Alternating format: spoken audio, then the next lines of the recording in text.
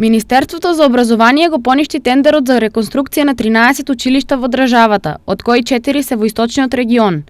Станува збор за училиштата Браќа Миладиновци и Никола Карев од Пробиштип, Крсте Петков Мисирков од Оризари и Тоша Арсов од Штип. Тендерот за нивна реконструкција беше распишан во октомври минатата година, но бидејќи тоа беше период на избори, нивната јавна набавка не може да се изведе.